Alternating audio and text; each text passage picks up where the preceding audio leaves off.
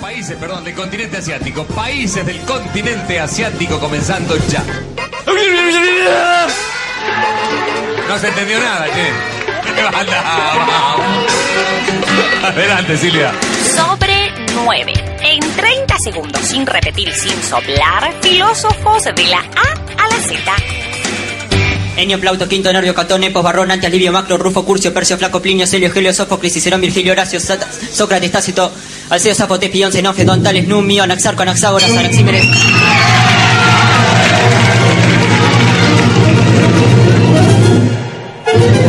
Diccionario de filósofos.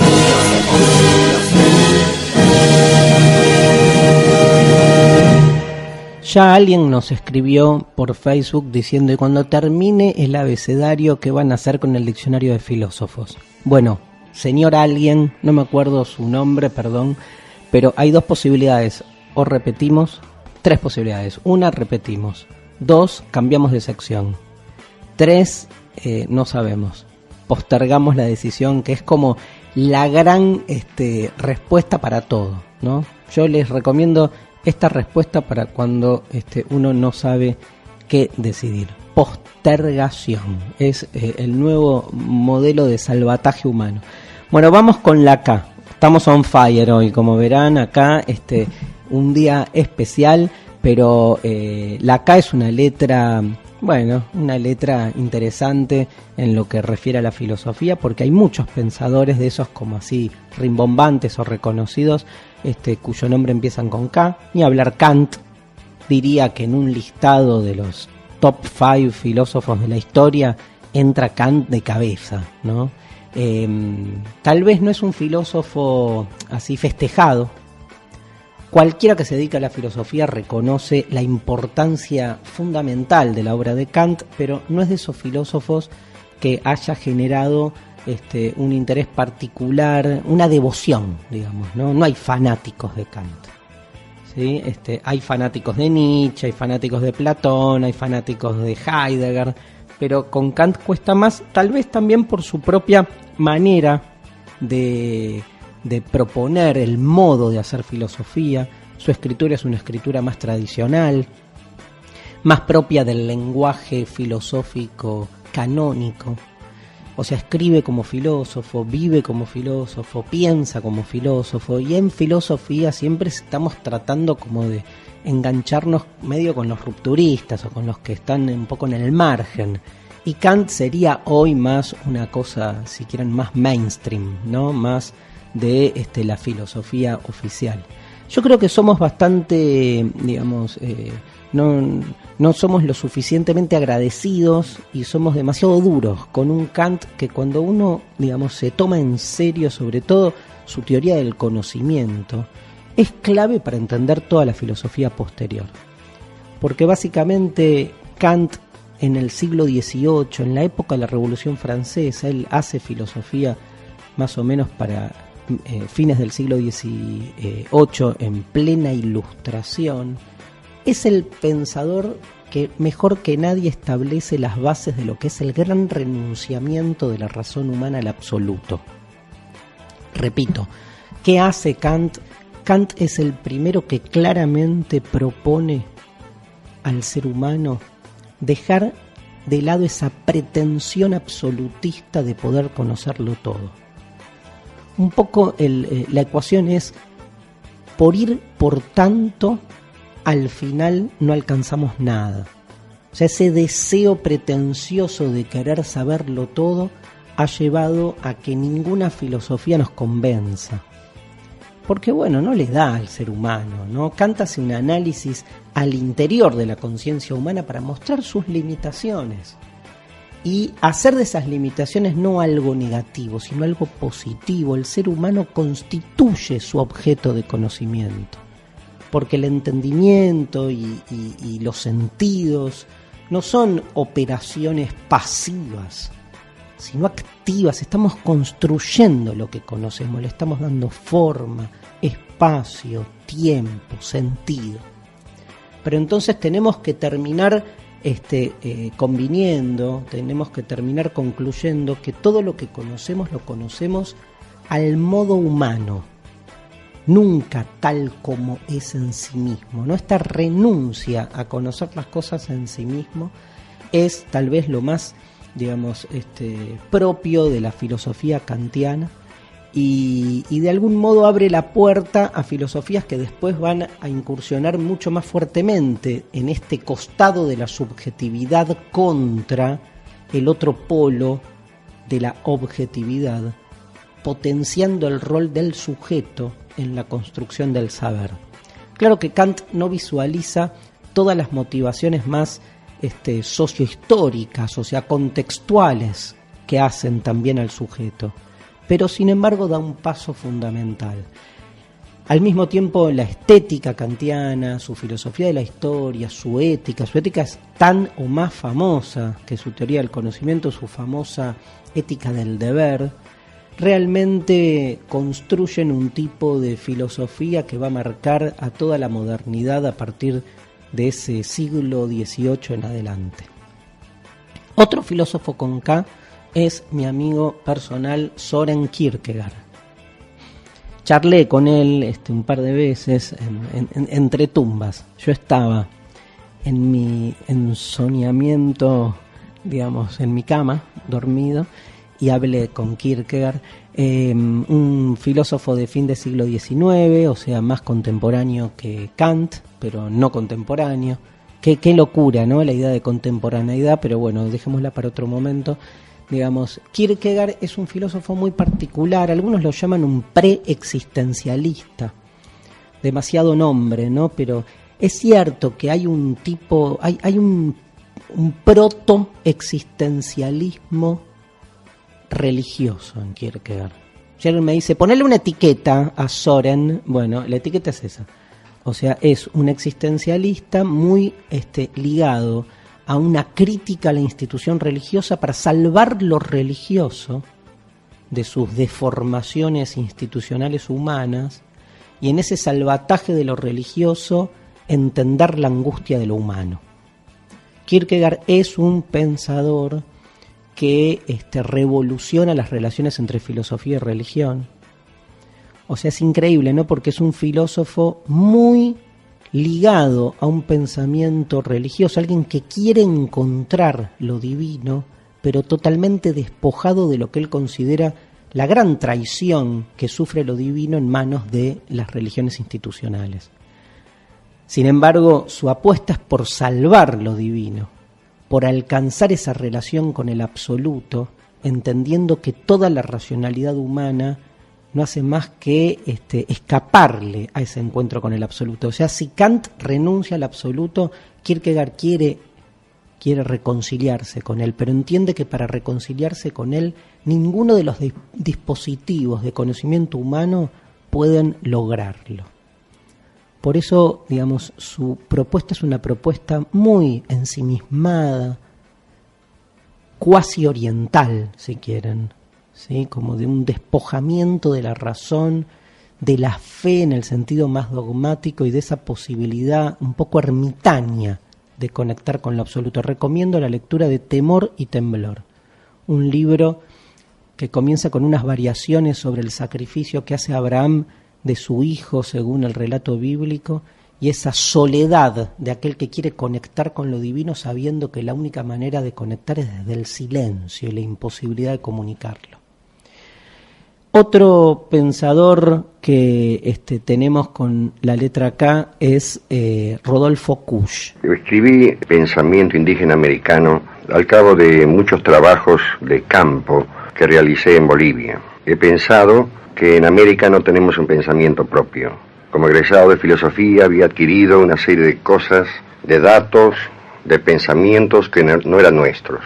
¿Qué mejor entonces que al egresar irme justo al extremo de Buenos Aires, o sea, a la Puna, a averiguar qué pasa en el fondo de América a nivel de pensamiento? Y como ocurre en estos trabajos, se termina no solo encontrando un pensamiento en ese fondo, sino profundizando también qué es el pensar en general. Por eso escribí El Pensamiento Indígena Americano, donde expongo qué pasa con el indígena cuando piensa, y de paso viendo ¿Qué pasa con nosotros, con nuestro pensamiento en toda su extensión, en toda su profundidad? Rodolfo Kusch, un pensador que en el listado así de filósofos famosos, digamos, habla más de nuestra proveniencia latinoamericana y no entraría en el listado de la filosofía universal.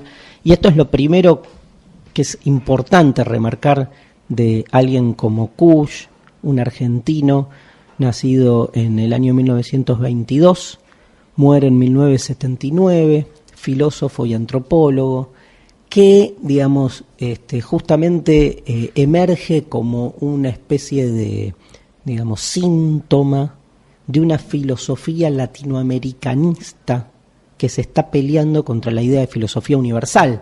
Obviamente no va a entrar en el canon de un universalismo filosófico porque Kusch viene a proponer una filosofía de la diferencia.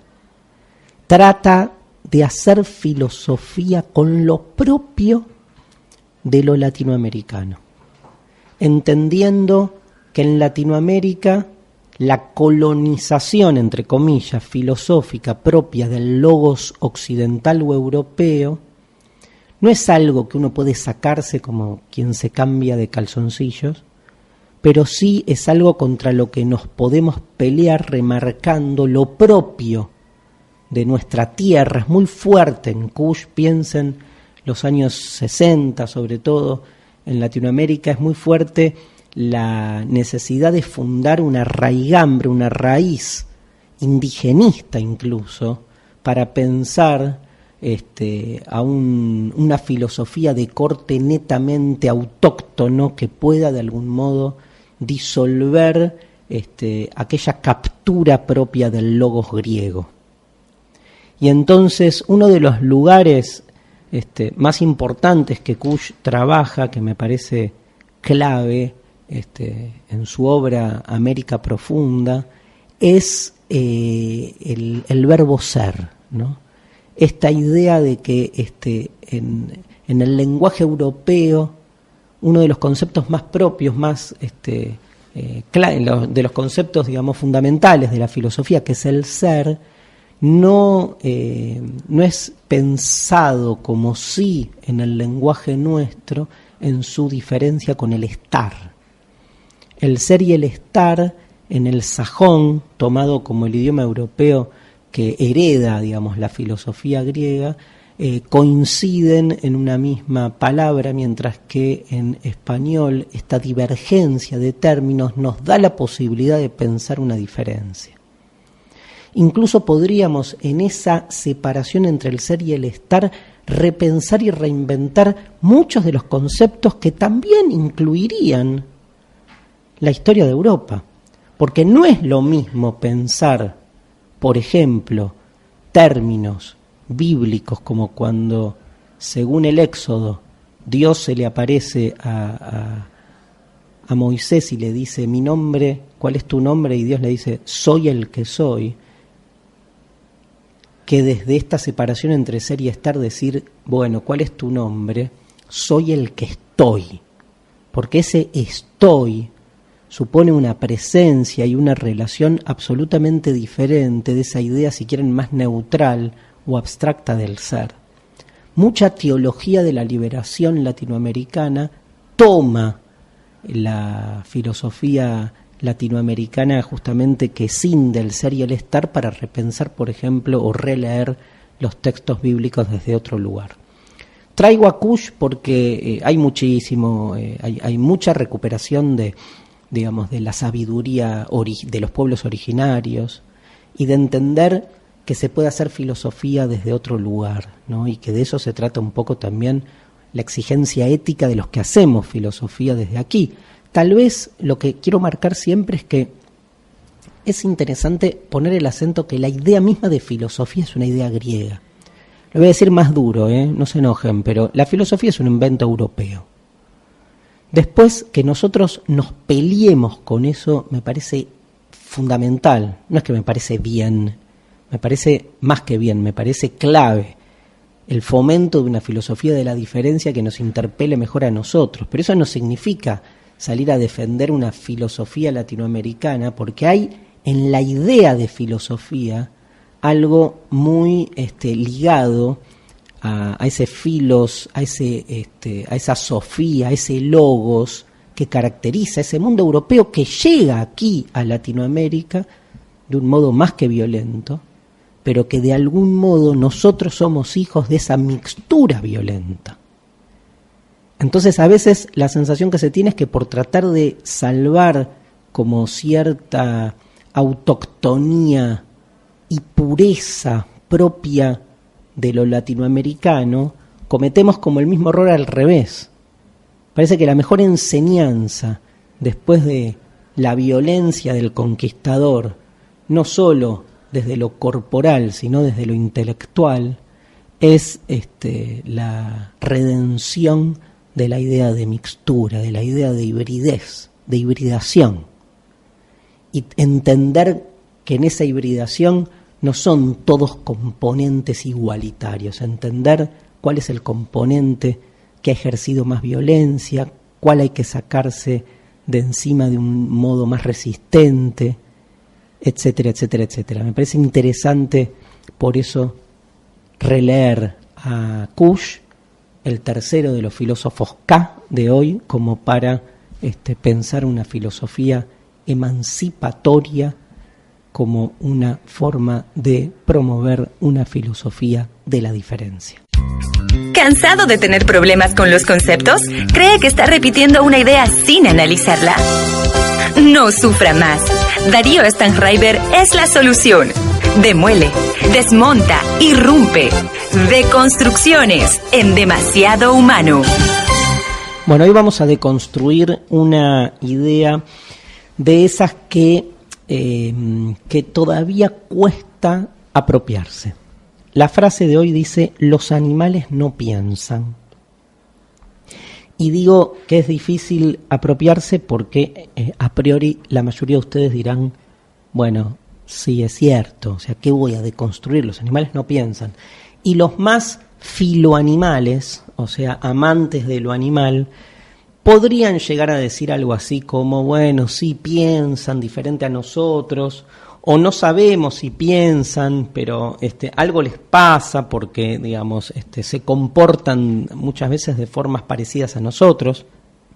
O sea que hay en algunos por ahí cierta apertura, ¿no? O cierta hospitalidad hacia el animal, pero siempre desde este lugar de antropomorfizarlos, ¿no? De humanizarlos.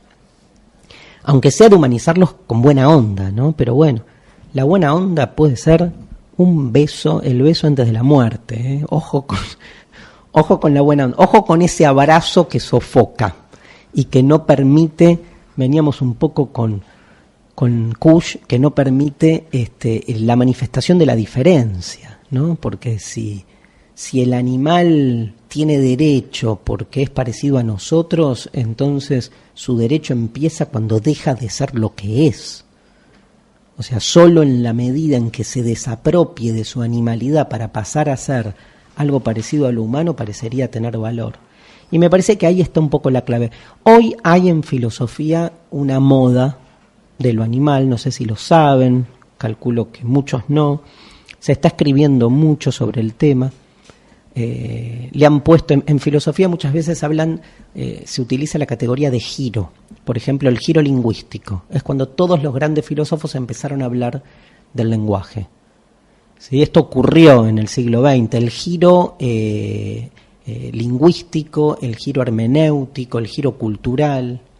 Hubo un giro religioso a fines del siglo XX, por ejemplo, en la filosofía, y hoy está en boga el giro animal. Agamben habla de lo animal, Derrida escribe sus últimas obras sobre el tema de la animalidad, por nombrar dos filósofos, Espósito, por nombrar filósofos importantes que están tratando el tema.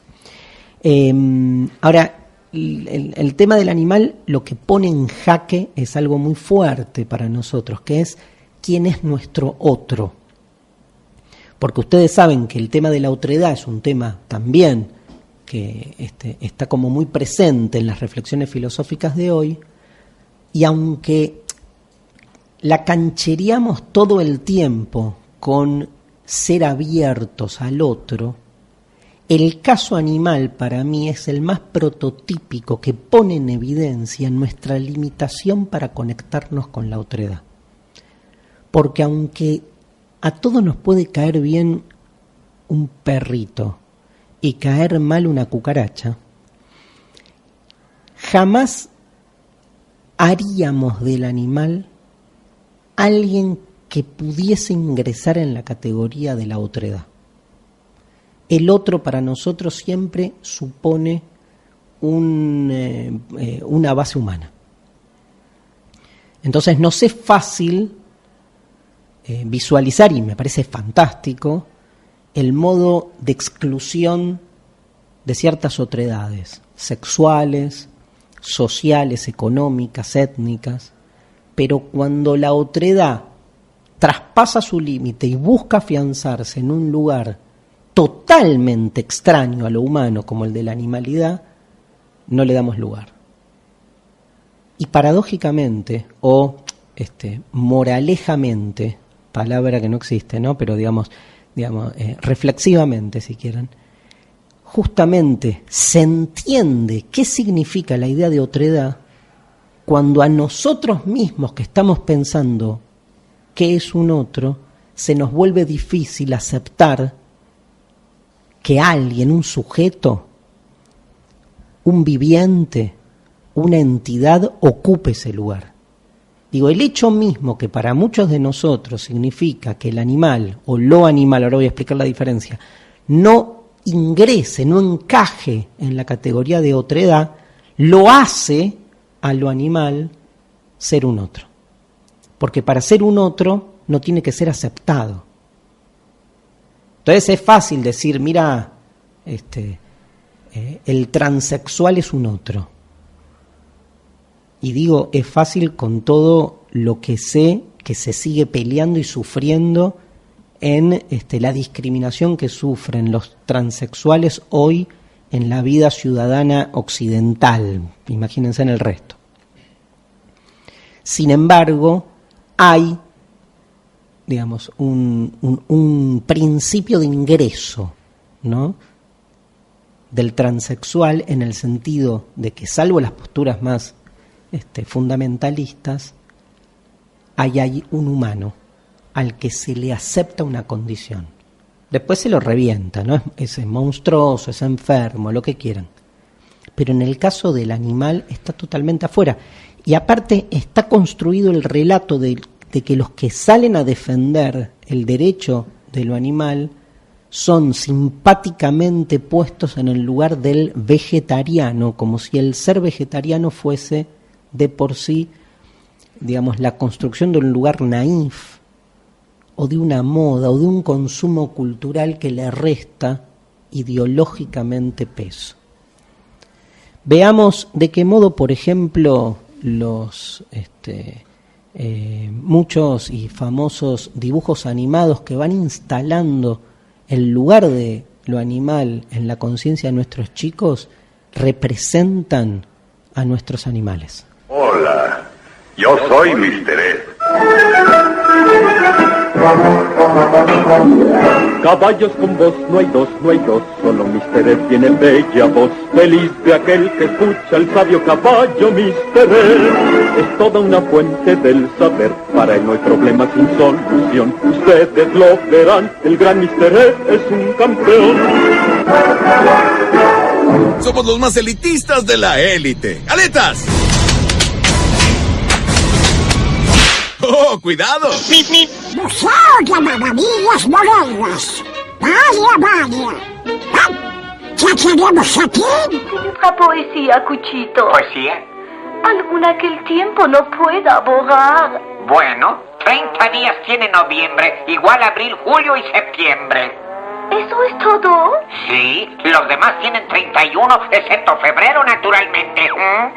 ¡Ay, qué calmado! Digo, qué calmado se encuentra todo esto. Se podría oír a un gusano arrastrándose sobre el pasto y haría demasiado ruido. Con zapatos tenis, cara está. ¡Ah! ¡Miren ese ¡Qué perro flojo! Dormido como un lirón en su puesto. Cuando se supone debe estar cuidando el gallinero. ¿Dónde estás? Aquí estoy. Así es, Cucho, hoy estás de suerte. Tengo una idea que nos va a hacer millonarios a los dos. Y como eres mi socia, te daré una buena tajada. ¡Qué buen amigo eres, don Gato! ¿Qué tengo que hacer? Ponte estos guantes. ¿Guantes de box? Eso es, son tus herramientas de trabajo. ¿Qué quieres decir, don Gato? Oye esto, Cucho, un boxeador gana mucho dinero, ¿no? Es cierto, pero... Y su manejador gana mucho dinero, ¿no? Sí, pero... De modo que los dos nos haremos ricos, ¿o no? Sí, pero... ¿Pero qué, Cucho? ¿Cuál puede ser el problema? Que yo no sé boxear. Para eso me tienes a mí, tonto. Yo te voy a enseñar. ¿Y quién te enseñará a ti? En esta serie yo digo las bromas, póntelos. Atención, empieza oficialmente la junta. Hay que iniciar con la promesa. Soy un buen tiburón, no una máquina de comer. Si voy a cambiar esa imagen, primero debo cambiar yo. Los peces son amigos, no comida. Soy la rana René y hoy les voy a hablar de... ¿Cómo está mi amigo la ranita? Ay, no. ¿Cómo te ha ido, amigo? Muy bien, Archibaldo. Gracias. Qué gusto me da verte. A mí también me da gusto verte. Gracias. Mira, iba yo a hablar de arriba y abajo.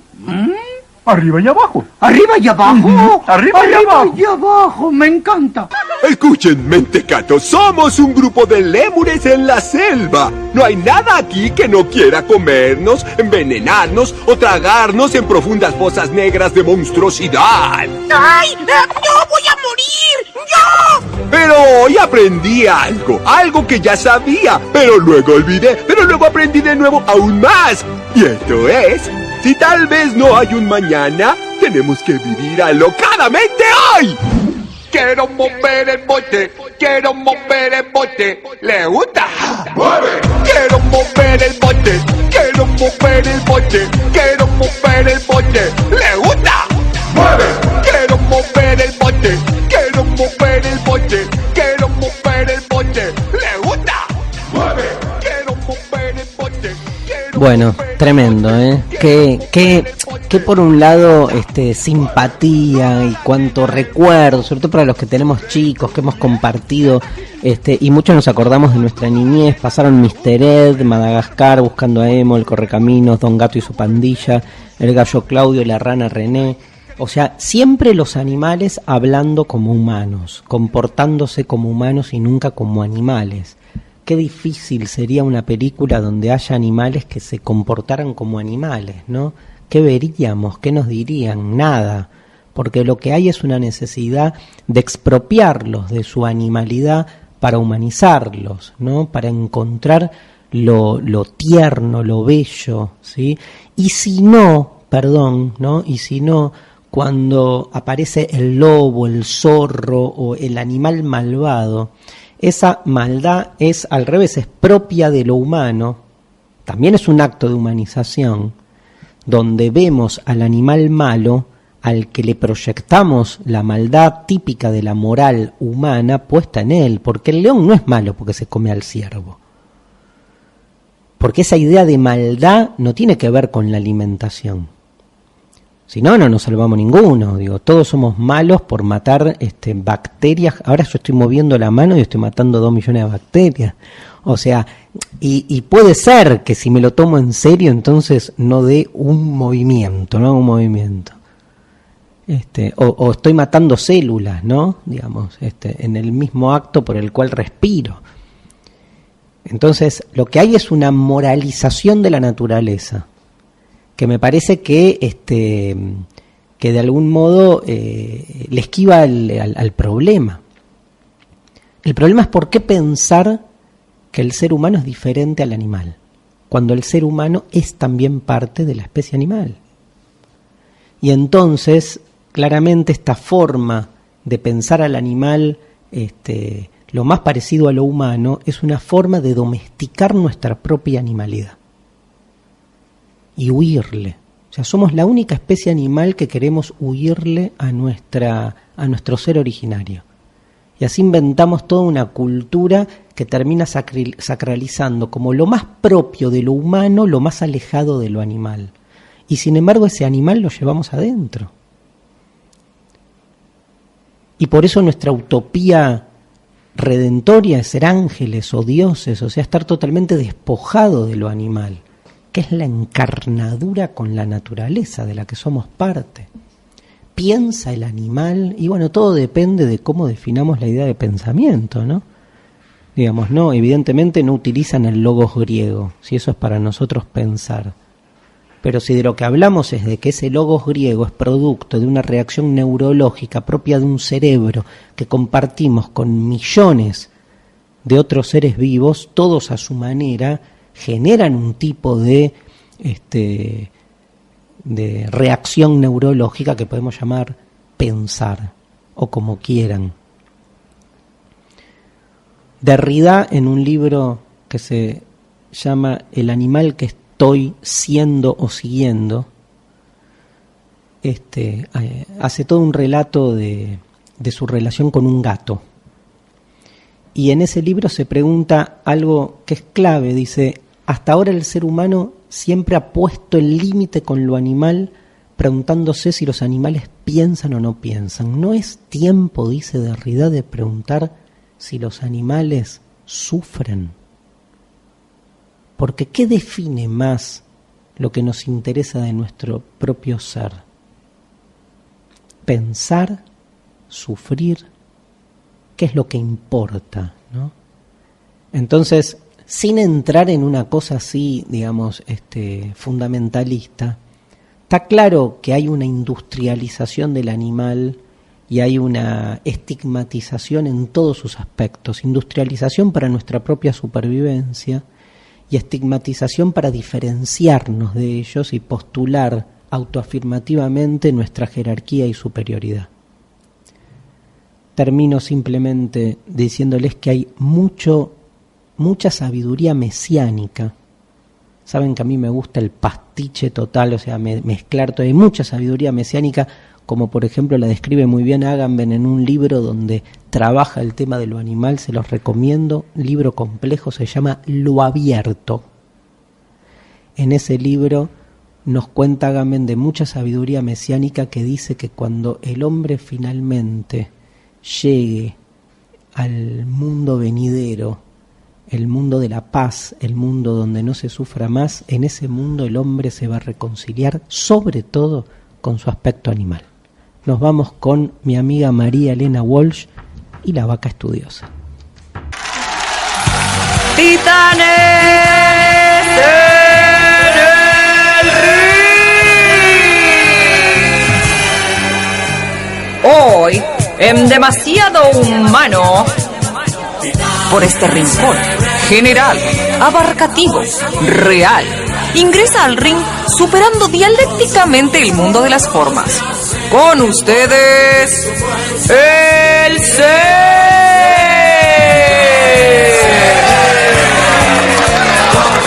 Y por la otra esquina, invisible, semejante a la incertidumbre, abismal, entra al cuadrilátero sin dejar rastros. Con ustedes, la nada.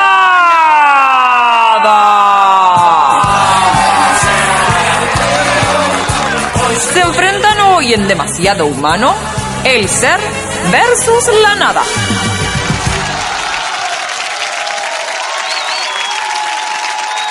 Hoy en Titanes en el Ring, el ser contra la nada contra el ser. Qué debate famoso, qué famoso debate.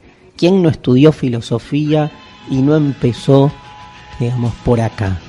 Por la diferencia entre el ser y la nada. ¿Son lo mismo, no son lo mismo? ¿Cómo van a ser lo mismo? La nada es algo, la nada no es nada. No hay pregunta. Miren, yo daba clases en lo que es tercer año de secundaria, ¿no? Chicos de 15 años y mi primera clase era un diálogo entre todos acerca de si la nada era algo o no era nada. Chicos que venían de primero y segundo año de estudiar o sea, era para ellos una situación inédita. La mitad me miraba con cara de no voy a meterme en esta pelotudez atómica, y la otra mitad se reenganchaban, y después cuando uno quería explicarles Descartes, Platón, te decían, no, queremos discutir si la nada es algo o la nada no es nada, si la nada es negra. No sé por qué siempre la nada es negra, siempre está ligada la nada, obviamente, a la carencia, y el negro es la carencia, la falta de color. ¿Cuánto se puede pensar sobre esto? Dos cosas, ¿no?, sobre el ser y la nada.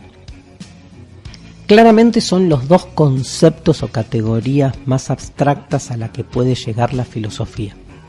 O sea, si la filosofía hace una especie de ejercicio de abstracción infinito, o sea, empieza a encontrar de manera abstractiva qué es formalmente lo más común que tienen todas las cosas, va llegando cada vez a conceptos más generales, hasta que en un momento alcanza la idea de ser. O sea, el ser como concepto, digamos, hermana a toda la realidad. Porque la pared, la columna, el micrófono, la botella, el líquido, el agua, el amor, el odio, la amistad son. O sea que todo en primera instancia es algo. Y es algo porque es. O sea que el ser es previo, incluso al algo. Hay, o sea, se es. Pudo no haber sido. Ahí aparece la nada, ¿no? Pero es. O sea, el ser es como la categoría número uno. Pero esa categoría de ser necesita, para poder afirmarse, diferenciarse de lo que no es. Lo que no es, no ser, es la nada. O sea, la nada vendría a ser ausencia de ser. Pero esto implica que el ser no puede serlo todo, porque si el ser es la totalidad, entonces no tendría con qué diferenciarse. Y acá llegamos a una paradoja peor, que al no tener con qué diferenciarse necesita de la nada, necesita diferenciarse de la nada, pero la nada no es nada. O sea que se diferenciaría no de algo que es nada. Me siguen, ¿no? No voy de nuevo porque me perdí en un punto, pero digamos, entendamos que nuestra mente no está hecha, no está acostumbrada para pensar en términos de ser y nada, está más acostumbrada a pensar en términos de entes, de cosas. O sea, yo entiendo que esta botella que tengo en mi mano es algo, ser, pero entiendo que es algo porque puede no ser. Si yo no tuviese la experiencia de la nada, no tendría tampoco la experiencia del ser. Uno se necesita con el otro. Lo que pasa que la experiencia de la nada, ¿no? ¿Qué significa? ¿Qué es experienciar la nada cuando se experimenta siempre algo que es? Entonces la experiencia de la nada está como ligada al ser, está como ahí atrás, está como pegada. Una viene con la otra, no se puede diferenciar ambos conceptos. Hegel lo explicaba bárbaro. No me acuerdo si en algún programa lo explicamos esto, pero Hegel lo explicaba bárbaro. Cuando quiero entender al ser y quiero definirlo al ser, me doy cuenta que al final del ser no puedo decir nada. O sea que el ser en el fondo no es nada. Y que cuando quiero entonces definir a la nada, me doy cuenta que cualquier cosa que diga de la nada es algo. O sea que cuando voy al ser, llego a la nada, y cuando voy a la nada, llego al ser. Conclusión, el ser y la nada son lo mismo, locura total. Lo que podemos decir al respecto es que entre el ser y la nada hay una relación que excede nuestra forma lógica de pensar, porque nosotros nos quedamos un paso antes. Pensamos cosificando, o sea, pensamos entidades que ya suponen previamente ser parte de este dispositivo del ser y la nada en permanente relación. Toda la filosofía occidental ha hecho o se ha ido estructurando pensando al ser y huyendo de la nada. Por eso la pregunta clave que formula Leibniz es esa: ¿por qué el ser y no más bien la nada? Y en general los filósofos han intentado dar respuesta a la primera parte de la pregunta, ¿por qué el ser? Pero pocos se le han animado a la segunda parte. O sea, dejémonos de romper con por qué el ser y empecemos a pensar qué significa la pregunta, no digo la respuesta, la pregunta, y no más bien la nada. O sea, qué temor nos infunde, qué abismo empieza a pergeñarse cuando nos preguntamos: ¿y si no? ¿Y si todo hubiese no sido? Entonces la nada irrumpe como una pregunta imposible, porque se nos vuelve ilógico que hubiese ganado la nada. Hice comillas, si no me vieron, que hubiese ganado la nada. Pero la nada tiene sus formas de irrumpir, tiene sus ropajes, tiene sus corporizaciones. Piensen que nadie está a favor de la nada absoluta. Incluso les diría que la nada absoluta no existe, como el ser absoluto no existe. No existen en términos absolutos porque se necesitan y se coimplican, pero la nada puede irrumpir desde otro lugar. La corriente más famosa que ha hecho de la nada su emblema la conocen, ¿no? Se llama nihilismo. Nihil en griego significa, en latín significa nada. Con lo cual nihilismo vendría a ser así, digamos, literalmente como militar la nada. Cosa que es raro, ¿no? Porque nadie va a estar a favor de la nada, pues si estás a favor ya no es la nada. Entonces, ¿qué es el nihilismo? Nietzsche, tal vez el más importante de los nihilistas europeos, lo explicaba de una manera muy concreta. Decía: el nihilismo es la ausencia de respuesta a la pregunta ¿para qué? O sea, esa pregunta de ¿para qué mierda estamos? ¿Cuál es el sentido de todo? Bueno, ser nihilista es saber que esa respuesta no existe. Y entonces todo se empieza como a volver aparente, en devenir, vertiginoso. Todo empieza a marearse, ¿no? O sea, ¿cómo? Entonces todo puede ser de múltiples maneras, todo puede mezclarse con todo, porque al final la respuesta última a la pregunta, che, ¿qué onda? ¿Qué es esto? ¿De qué se trata? ¿Para qué estamos? No tiene respuesta. El nihilismo nietzscheano asume entonces una forma bastante deconstructiva. Nietzsche dice: frente a las grandes respuestas que todas las instituciones nos han dado como sentido de la vida, nosotros decimos no. O sea, se es nihilista contra. O sea, para el que me dice, mirá, de lo que se trata en la vida es de alcanzar la felicidad, así con mayúscula, yo soy nihilista. ¿Por qué? Porque nadie va a alcanzar la felicidad con mayúscula. Y entonces son tan grandes las idealizaciones que se fomentan desde estos grandes valores que todo lo que vivimos parece una pedorrada, parece pequeño, parece nada. A martillazos, dice Nietzsche, debe operar el nihilista para desmontar estos grandes valores que en nombre del ser absoluto se imponen como único sentido de la realidad. Y así el nihilista, de la mano de la nada, se encuentra con una herramienta que le permite cierta libertad. Y bueno, la libertad no trae la paz, para nada, pero da un aire que en ningún otro lado podemos alcanzar. Nos vamos a la pausa escuchando tal vez al grupo nihilista más importante del universo. Transgéneros. Bueno, nos quedó recorto el programa hoy, así que nuestro transgénero es un transgenerito.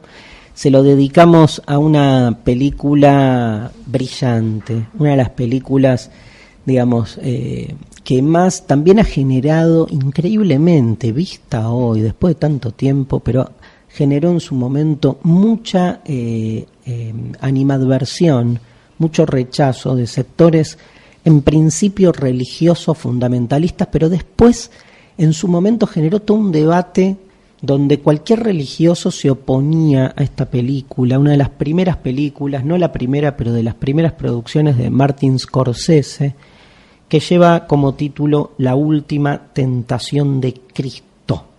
¿Escuchamos un fragmento de la película? ¿Quién no ha pecado? ¿Quién? ¿Quién de ustedes no ha pecado? Si haya alguien, que se presente y arroje estas. Yo no tengo nada que ocultar. Bien, toma, estas son más grandes. Ten cuidado, Zebedeo. Hay un Dios que te ha visto engañar a tus sirvientes. Te ha visto con esa viuda, ¿cómo se llama? Judith. ¿No temes que Dios te paralice si levantas esa piedra? Bueno, la película, digamos, no se van a encontrar con una interpretación estética diferente, ¿no?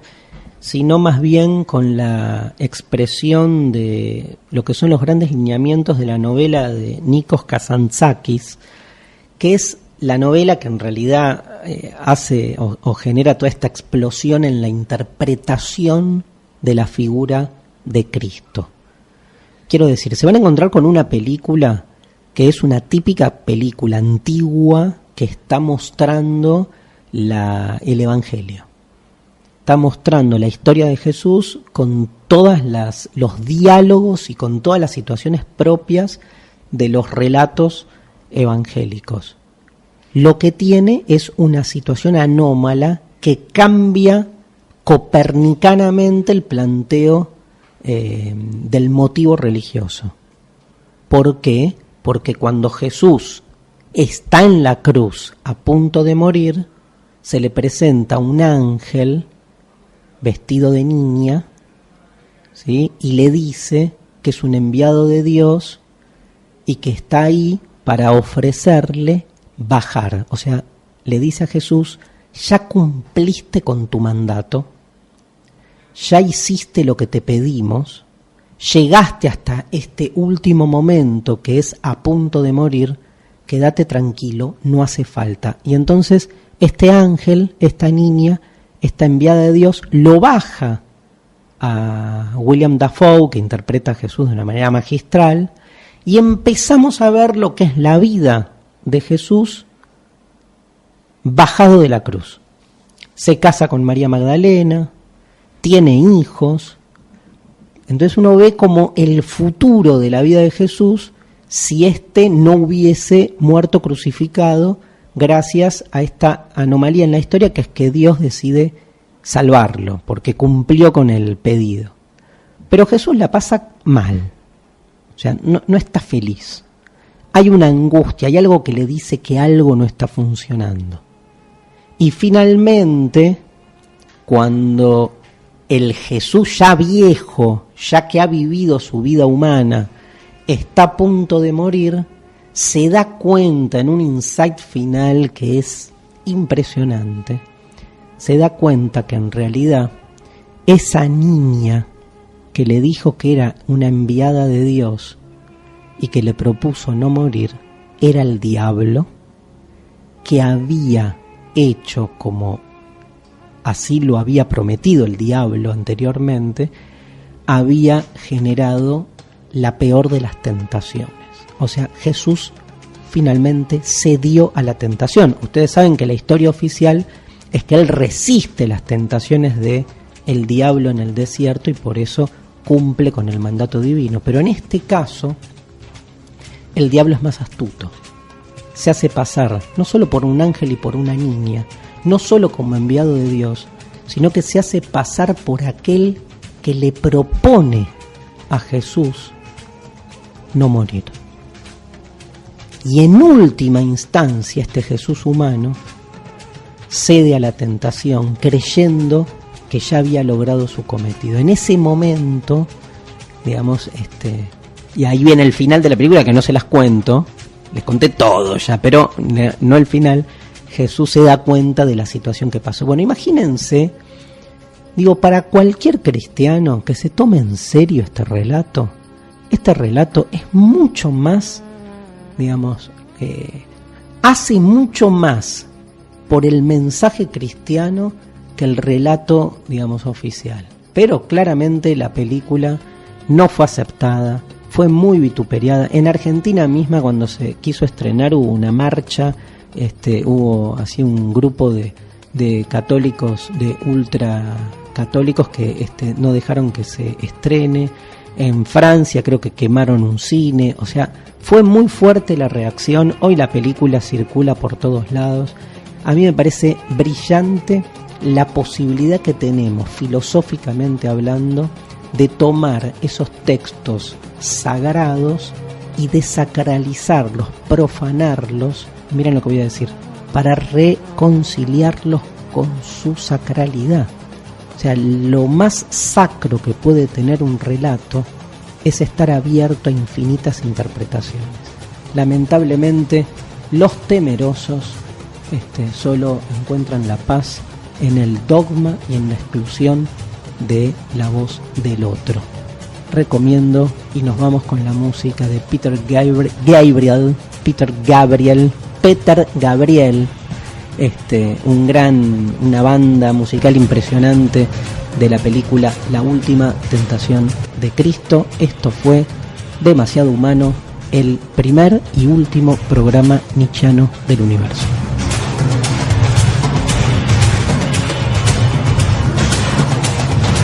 Conducción, Darío Stanraiver. Producción, Mariana Collante. Locución, Yamila Blanco.